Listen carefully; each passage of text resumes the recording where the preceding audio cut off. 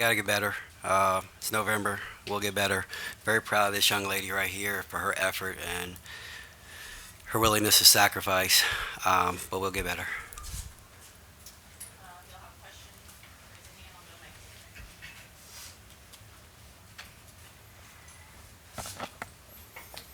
Kenny, what was your assessment of your defense tonight, and what made the LSU such a defensive a headache tonight? We need to get better. Trying to figure out our kids, the roles. Need to get tougher. Just trying to build the chemistry amongst each other, and so we understand where we need to be. And but that's what these games are for. So we'll continue to work, and I think we'll be a much better basketball team because of opportunities like this.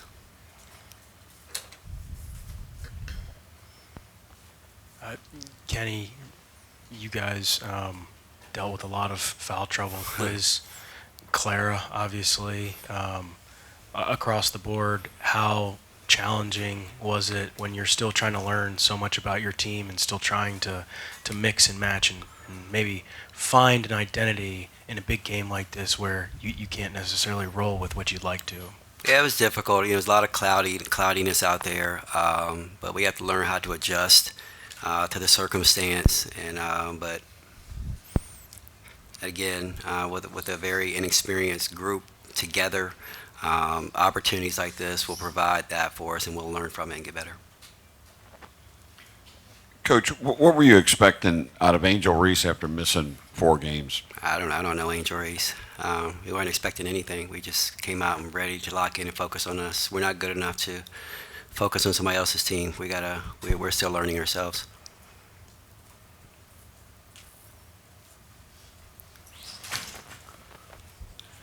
Georgia, for the team, it was a tough shooting night from three-point range. Was there anything about LSU's defense that made it tough to get good looks or anything from three? No, it's just, I think, mental. Obviously, we're going to miss shots. It's just whether or not we let it affect us and carry over or not. Still have the utmost confidence in the girls that they will hit it, but we just need to get that aggression back. Kenny, up until the last minute of the game, you had only Georgia and Liz scoring in double figures. How concerning is that for you? It's very concerning. Obviously, we need that third and fourth option that's going to be consistent. We haven't had that this year. Liz and George are phenomenal players, but we can't rely on their productivity to be at the highest without somebody else stepping up and contributing. So we got to Kayla King needs to step up. Matilda Eck needs to be a little bit more consistent. We got to have some more production from our post play from our bench. So, but again, I think we can learn a lot from this film. Coach, obviously, both you and LSU are different teams this year, but looking at their personnel, what you saw tonight, what was, I guess, different or better than you saw last year when you played them? I don't know.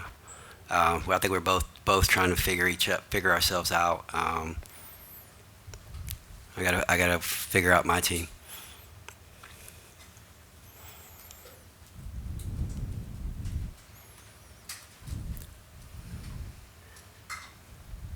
Uh, George, you guys held them in the first quarter. You guys played them tough defensively, got out to that lead. As the game wore on, what do you feel like changed, and how much do you feel like mixing and matching with the different rotations kind of help or hurt you guys? Not didn't allow you guys to get into a rhythm. I don't think rotations matter if we're not aggressive. I think in the first quarter they figured out that they were probably not playing as aggressive as they could. And then once they sniffed that out, they were playing pretty hard after that. And I think we didn't adapt to that or adjust to it or even remotely really fight back. Kenny, you were talking after the Iowa game how all the fouls called in that game affected the game plan.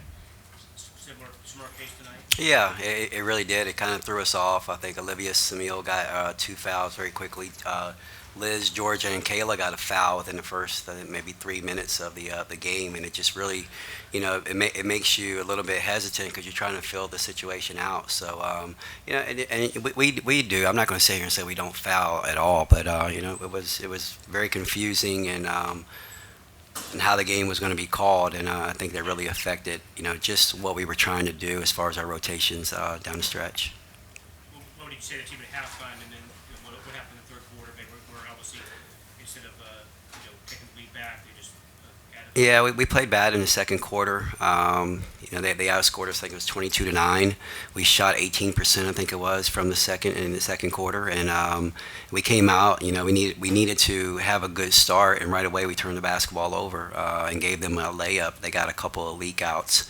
We're not getting back in transition and communicating enough. So that really was a damper on trying to really get off to a good start in the third quarter, and they took advantage of it.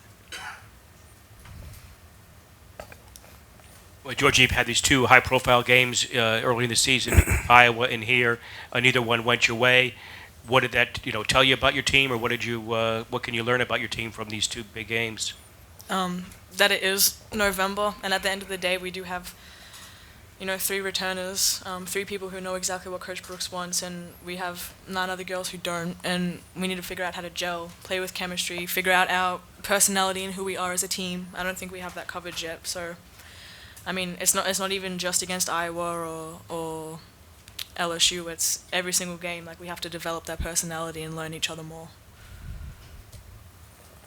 Kenny, you guys grinded out 2 wins last week. You obviously played Iowa. You play this game tonight. You have a month until ACC play begins. What do you feel like you have learned, if anything, about your team, and what do you still hope you discover about these kids over the next 2-3 weeks? She's really good. Liz is really good. But we need contributions, from a consistent basis from the others that they're capable of doing that. And and to their credit, they've never played on the stage before. None of them have. And they're learning how, with the little things you have to do. These kids understand what it takes to get to that next level, and it's the little things. It's not just a 3-point. You can win a game like this without shooting the ball well from 3-point, but you got to do all the little things, and we haven't done that. So we just need someone to step up. We need someone to step up and be consistent. We don't need to have 12, but we need to have 6 or 7 that really understand what we want to do. And if we can find that, then we can really start to blossom. All right, thanks, guys. Thank you, guys.